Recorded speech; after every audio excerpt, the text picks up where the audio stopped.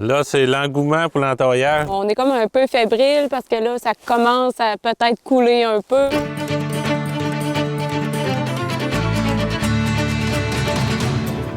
En réalité, les tuyaux restent là à l'année. Après une récolte, on fait le détaillage. On fait le nettoyage de la tubulure. Nous autres, on commence à entailler parfois le mi-décembre ou début janvier. Ça dépend des hivers. Chaque rave est entaillé un par un. 104 105 000 entailles. Ça donne 30 km² de territoire.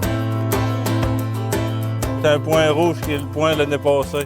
Nous autres, on tourne vers la gauche, il y a des érablières qui tournent vers la droite. Je me tasse de 2 pouces, on monte de 12 pouces. Tu perces, mais tu perces tout le temps 5 degrés. Un trou dans l'érable de 5 cm avec un 5 degrés de pente pour insérer un adapteur qui rentre environ 1,5 cm à 2 cm. Après ça, on met le chalumeau dans l'adapteur. On met l'adapteur. Les adapteurs sont 225 mm, c'est très petit. C'est à peu près ce qui fait le plus santé là, sur l'entaillage à l'heure actuelle. Donc, ça guérit le trou beaucoup plus rapidement qu'un entaille des anciennes goudrilles qui avaient 2 ans, 3 ans maximum. C'est guéri. Avant, on parçait, on mettait le chalumeau direct dans l'arbre. Ça coule autant. C'est même si le trou est plus petit. À l'intérieur, quand tu rentres ton adapteur, ta chambre d'eau est plus grande qu'un chalumeau normal. On met un point.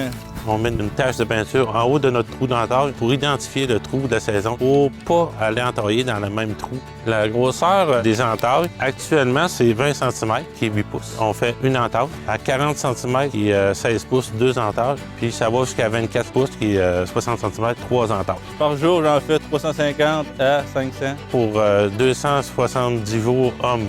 On est 7, des fois 8. Ça demande vraiment une précision, une préparation parfaite parce que c'est avec la qualité de l'entaillage qui va faire ta quantité de récolte à l'autre bout. Ça part bientôt, on est prêt. Là, il reste Mère Nature à décider si on était gentil ou pas gentil durant l'année, puis si on va avoir une bonne récolte ou pas.